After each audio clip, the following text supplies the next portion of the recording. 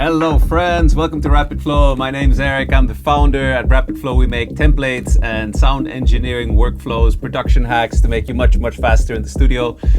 Today we are looking at VSX version 4. There's been quite a lot of changes and we made a video on VSX 3 a while back. A lot of people watched it, gave us great feedback on it. So today we're going to take that feedback and integrate it into this review and show you what the difference is between version 3 and 4. We're going to be doing it with techno, but we're also going to be doing it with down tempo music. And just in advance, nobody from Slate Digital has sponsored me for this.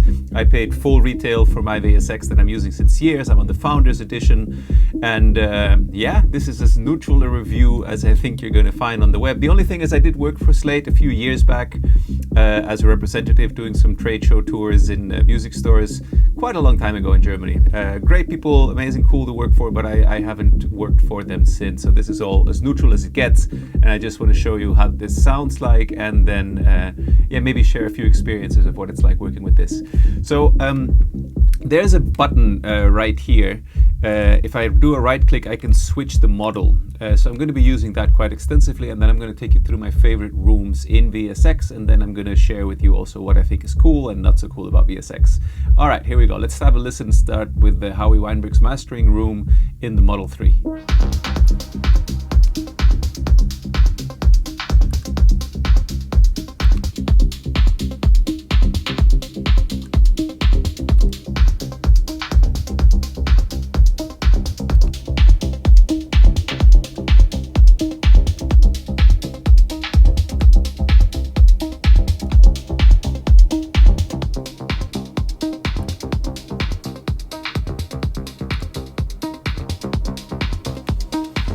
Yeah, and it goes without saying, this you're only really going to be able to hear this psychoacoustic stuff on headphones. Obviously, it's ideal if you have the Slate headphones, they're calibrated to the software, but even if you're using some other headphones, you'll still get a bit of an impression of what it does.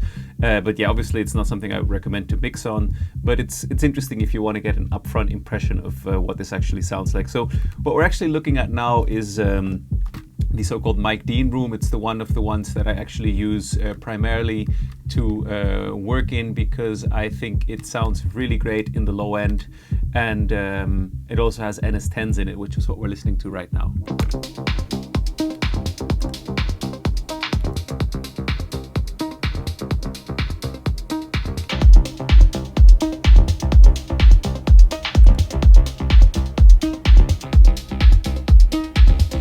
So I think the difference between version 3 and 4 is quite stark, as Slate themselves actually point out on their website. It's more, it feels like you're more immersed in the room. There's less roomy sound echo, although it still feels very much like being in a room. And if you're gonna, yeah, some people may notice there's quite a lot of red lights going on here. It's just this room, like if your master, your output is at 0 dB full scale, some of these rooms clip a little bit. Let me take this down just a little bit, just so we have a bit of headroom. But specifically the Mike Dean one, although I have to say this is my main room that I work in. I think it sounds amazing. I start in this and I'll have a listen across the club, and then my final check is in the Howie Weinberg room, and if it sounds good in those, I know I'm done. So let's have a listen again to Mike Dean, and I'll switch to the club, and then I'll take you over to Howie Weinberg's for a final listen.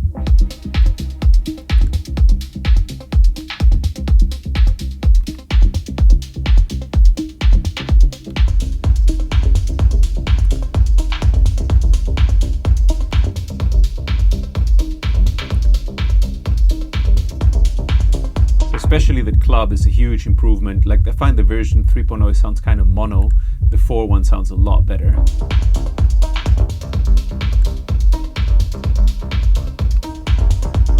Yeah, now we come to one thing that I'm not hugely fond of with the Howie Weinberg room. I think the 4.0 model sounds too good. Like, there's some stuff, weird phase shift stuff going on in the Howie Weinberg room, so that when you bring in a sound there that's not well mixed, has phase issues, you'll hear it immediately.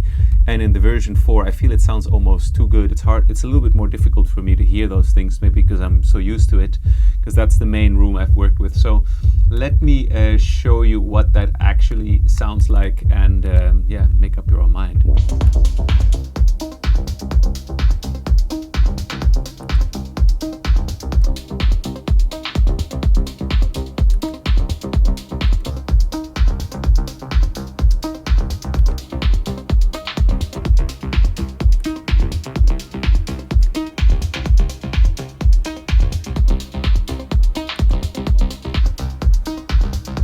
So yeah, then I have a room that I go to just for fun, which is this Archon room. It's a nice room to compose in. It sounds really amazing. I don't find it super great to mix in because it just somehow sounds all too good to me. Although I do sometimes reference the Amphion 115s because I actually have those in my studio, and it's quite uncanny how close they are.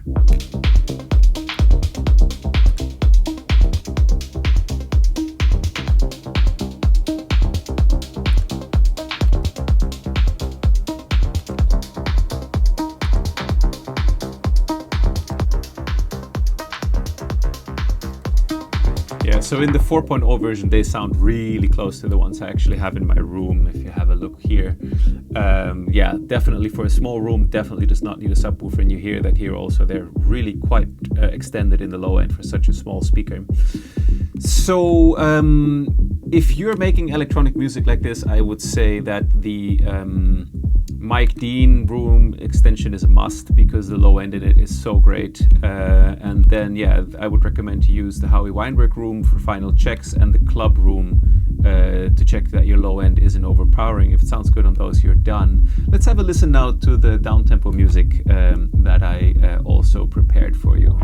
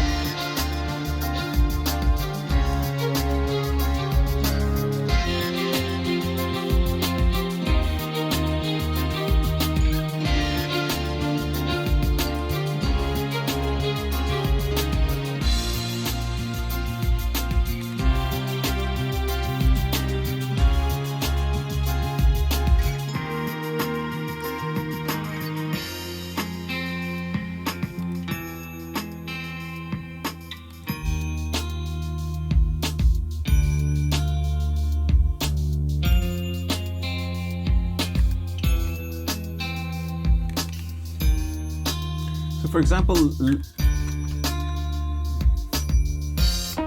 so that's the thing, I don't have this on a cut. So listening to this track on the V3 version in Howie Weinberg's room, I feel the snare is too pronounced. It's not quite bedded in right yet. And I find that more difficult to hear on the V4. Let me show you what I mean.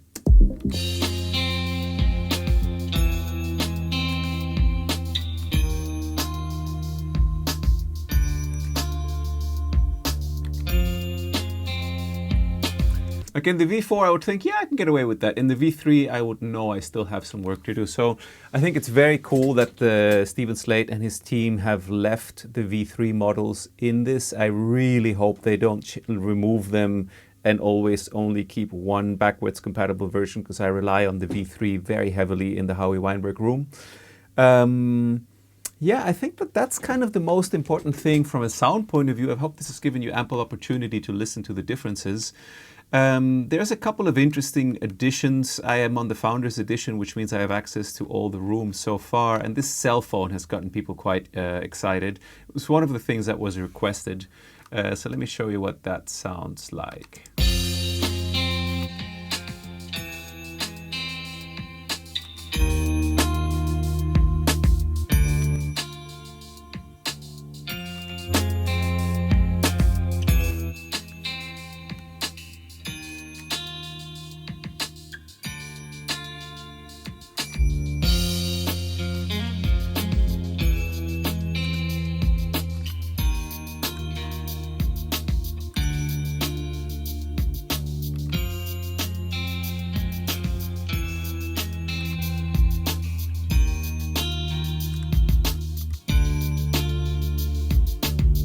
So honestly, none of these rooms sound bad, either in V3 or V4. I do think V4 sounds better. I tend to use V4 in all rooms except for Howie Weinberg's mastering room. There's something about the imperfections of that model that either my ears have gotten used to or that it's just helpful in mixing. So I guess the final model I could show you is the iPod emulation, which is also useful, and then I'll come to my conclusions. Let's go back to that techno track.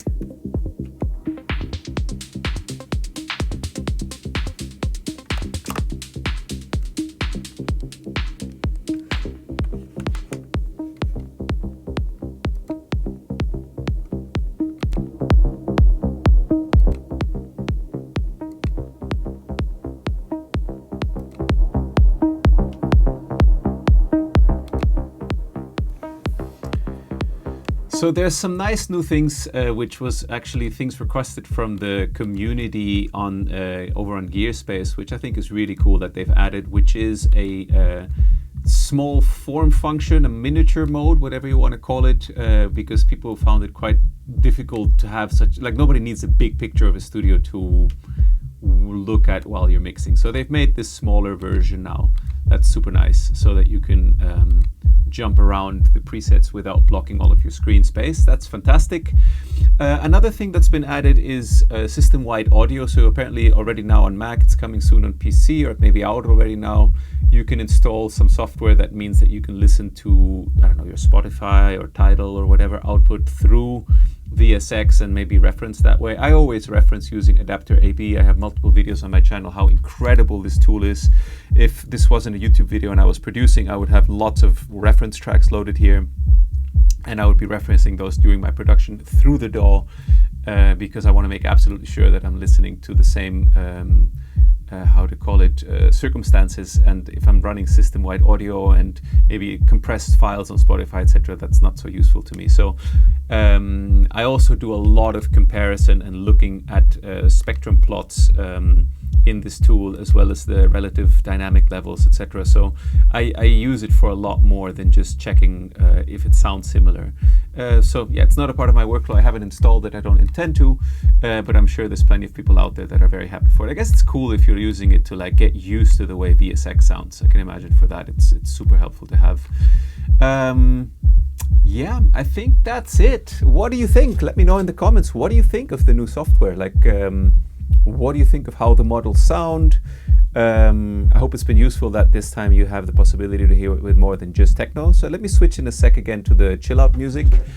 And let me switch off my mic here, because I know that you have some background, noise from that in the recording, so you can really listen. So this is going to be like a long-ish now A/B between the models and the rooms, without me talking, without my mic. So probably most of you just jumped at this point in the video. Welcome. My final thoughts on VSX before I do that is that I think it's an amazing tool if you cannot afford a perfectly treated room with really high-end speakers. My room is far from perfect, so when I mix on my speakers, and once I think I'm getting close, I'll check things on VSX, and my final check is always Howie Weinberg's room in the V3. If that sounds good, I know I'm done. And if I'm working at night, etc., I'm very happy to have VSX also, because I don't want to blast my the people in my house, in my building. So that's it for me. If you haven't gotten VSX yet and you're looking for a tool to be able to produce and get better mixes faster, it's something I can absolutely recommend. As I said, I have no affiliation with them. I do have some links from Thomann in the description. If you want to support the work I do and this channel, then please consider going through one of those affiliate links. And of course, if you subscribe, like, and share this video, that would be super helpful. Yeah, that's it for me. If you want to check out what we do at Rapid Flow, we make templates both for mixing and for really fast production on Ableton, Bitwig, FL Studio, and Logic. And we've also sampled a lot of the gear in this studio and turned them into note-by-note pre-processed instruments. So we take it through all the output gear and then offer it to you so you can put it in your productions. So check all that out if you want over at rapidflow.shop. Let's get back to the music, and let me demo all this stuff for you without the microphone on, so you can really hear in detail what's going on. I hope you have a great time in the studio, and I'll see you in the next video. Bye bye.